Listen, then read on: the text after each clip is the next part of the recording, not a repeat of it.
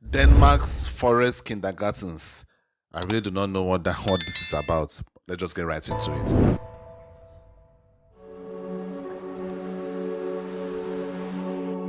What could this be about? This looks like it's going to be fun.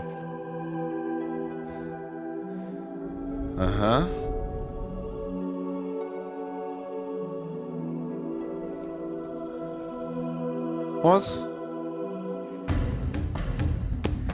Up med jer. Up med jer. Oh my god, they're gonna freeze out here in the forest. What? I was very worried about the water.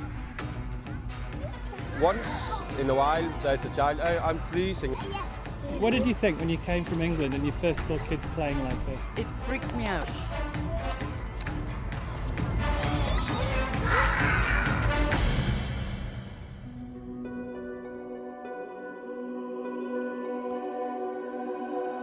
What am I watching?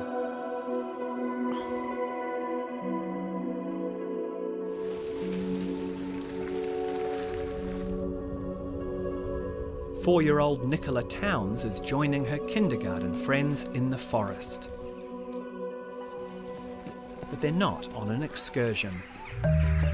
This forest is their kindergarten. Se, her er små troldøer. Her er også trolde oppe i den her skov. Prøv at se. Troldene har taget deres ører af. It's freezing today, only 5 degrees. But even when it's raining, snowing or minus 20 degrees, you'll find these children playing and learning outside. Den der kravler der. Man, these are some tough kids. Så her bor de inde under om vinteren.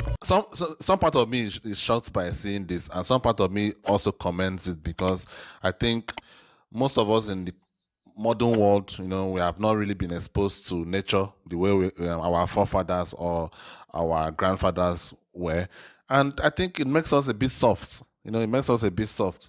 There were a lot of things that my father used to do when he was young that I never got to do. My father grew up in a village, and I grew up in a town. So two different things. These days, if you tell the parents that you want to send their children, or you are suggesting that they send their children to a place like this, they may argue. They may say things like, this is dangerous. What if something comes and eats my child? And all that kind of thing. And I get it. I get the fear. But I think in the modern world, we have been so coddled, in every way. Like even third world countries like mine, I'm still coddled compared to my dad and compared to my grandfather. So it's I don't know. It's two sides of the coin. Så sådan passer insekter på dem selv. De kan bo inde under barken.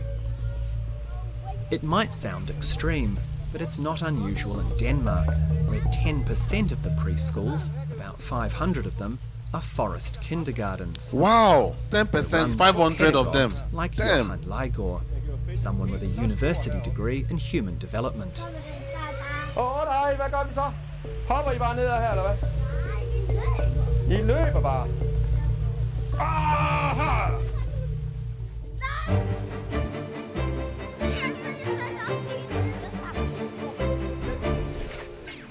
You have a lot of visitors come from overseas to see how you do things here.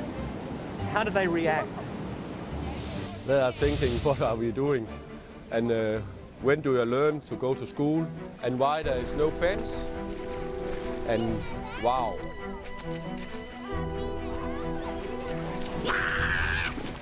It's important for young children. I mean, it is dangerous. I mean, just to be fair, it's very dangerous. I mean, this is an open place, no fence. Like they just said here, there's no fence. That is dangerous. There are a lot of terrible, bad people in the world, child traffickers, whatever, pedophile, whatever. And who knows what could happen. So I get it. Like sending your child to a place like this can be very, very daunting.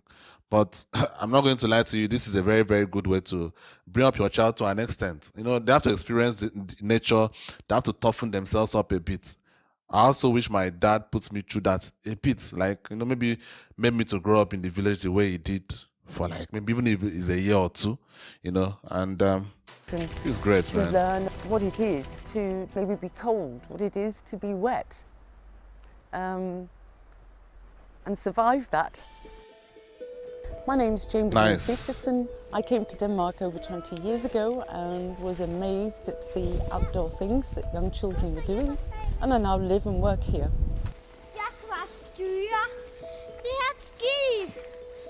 Jane's the author of a book on forest education in Denmark. She's brought me to a forest kindergarten near her home outside of Viborg. He's in the tree, and it's only a very thin sapling tree. It's very, very wobbly. It takes an awful lot of balance to sit in that and use both hands at the same time. Nice. In an ordinary playground, they wouldn't have the opportunities to develop those physical skills. That is true.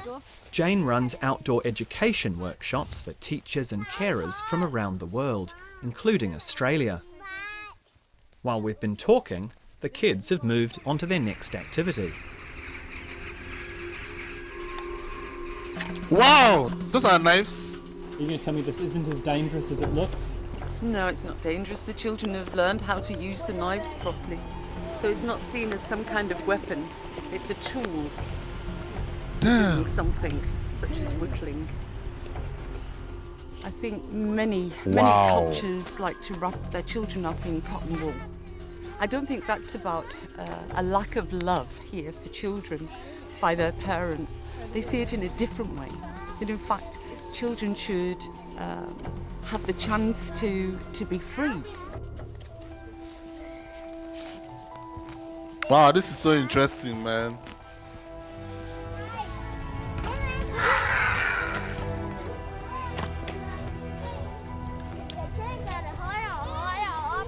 So what's your approach to safety here? You have to use your brain, and if you trust that the kids, they can take care of themselves. Wow, look Are you at this. afraid of anything? Whoa! This is so dangerous, man. I was watching this boy. What if he climb to the very falls? top Oh, of the God. tree, other boys Damn. hitting the log with the stick very close to each other. I couldn't see you or anyone else. I was standing up there and I saw it too. You saw it? Yes. You weren't worried? No. That's a part of the play almost every day. And they learn to be careful. Sometimes they hit, yes, Wow. they got a little accident. But that's the way to learn. Only once I have to drive to the hospital with a boy with a big injury in 17 years. So I'm not worried. And what was the injury? It was a parent who drove over a foot of a kid.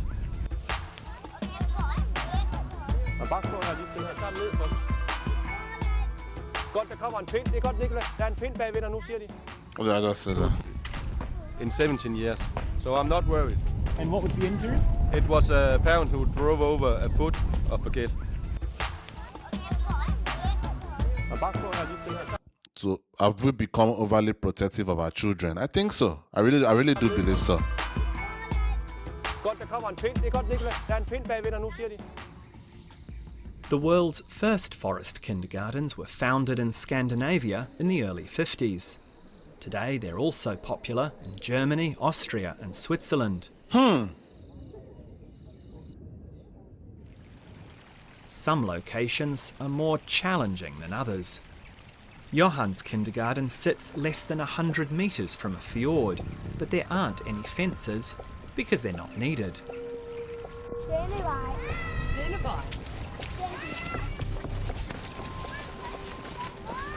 Why do you stop here, Carl? Fordi her må vi ikke gå. Oh, wow, Man skal have en that's so pædagog smart. med deroppe fra, inden man går over. Damn. Imagine kids at this age being so disciplined. I mean, most of the time you tell a child to do this, don't do this, and they go ahead and go against you. Like, you know, kids are like that, especially boys. These kids are so disciplined at this age. They've been ordered, okay, don't pass here. You can move as much as you want. Don't move past here. And they're following the rules. This is incredible, man. This is absolutely incredible. I mean, these guys that are building really, really tough kids here. I wish I went to a place like this, to be honest. At least, even if it's 1 or 2 years.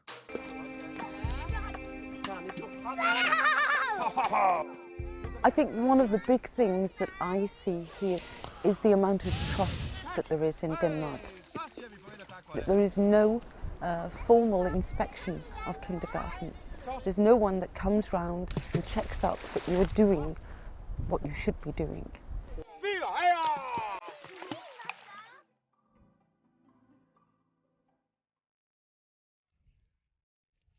Man, what can we learn from Denmark's example? But how easy is it for parents like Nicola's mother Nadia to trust the pedagogues and their own kids? I know my sister, so they can run down to the water. I was like, yeah, but they don't do that.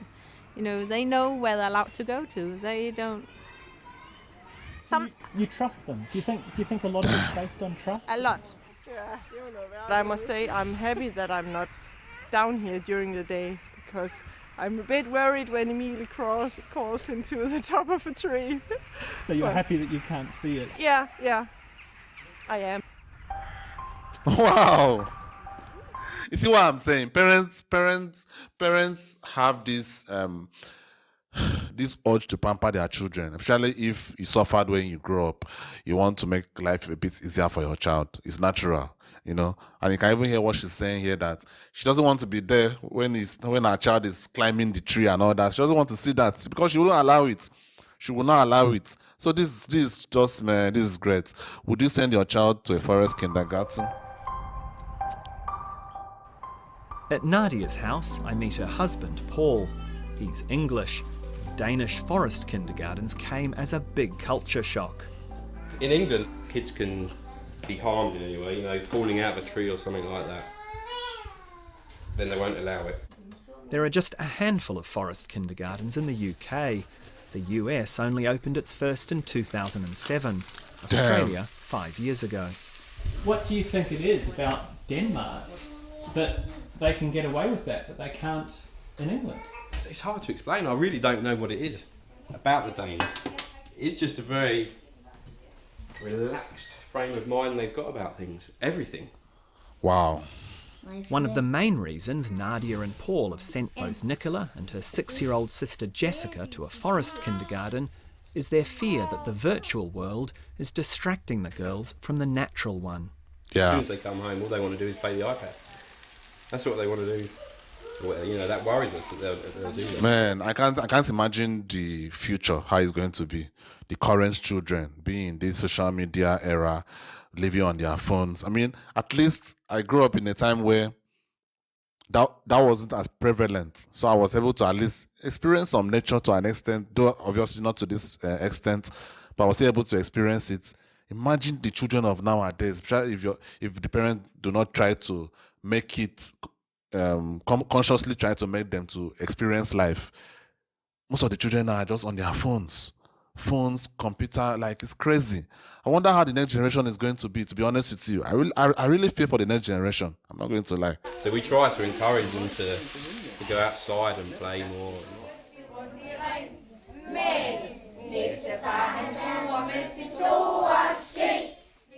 Surely not everyone's convinced about the value of an outdoor education. This is Jessica's primary school. I've come here because I thought the teachers might be concerned how kids from a forest kindergarten struggle to adapt in the classroom.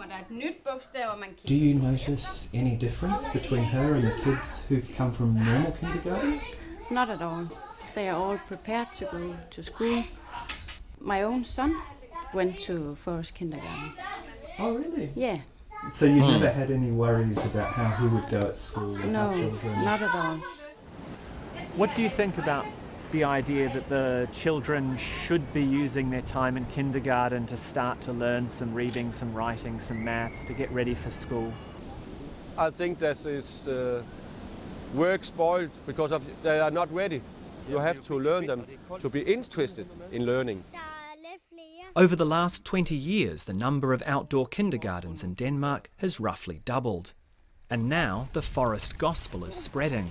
Even schools are looking to take the class outdoors. Now there's a lot of research been done that shows that children are less stressed, that children concentrate more, that children are ill less often, that they're motor development is far, far better for being outdoors than indoors. It has to be. It has to be.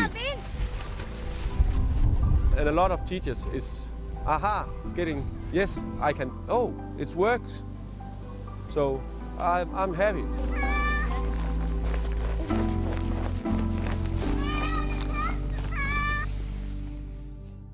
Wow.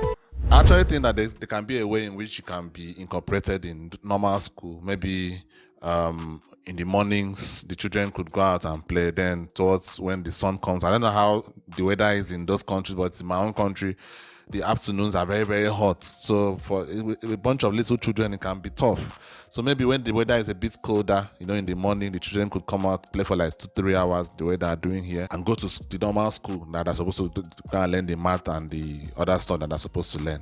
I think there has to be a mix. Like, human beings can't just be on. I know, this whole internet, computer, phone thing, just in the last 20 years or so.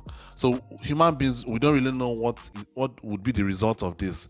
And personally, I think the result is going to be bad. We're already seeing the result of it to an extent. You have a lot of lonely men, in their early 20s, late teens, because they just don't have the social calibration to be able to be out there and approach women and text, because they're not just used to going out like that.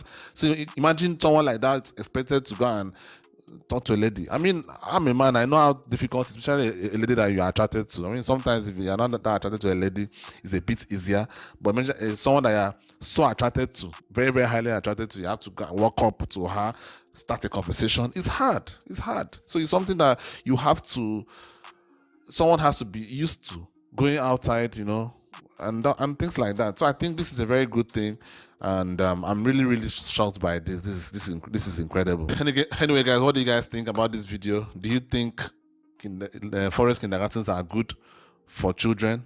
Or would you send your child to a forest kindergarten? Let me know that in the comments. I'll see you on the next one. Peace.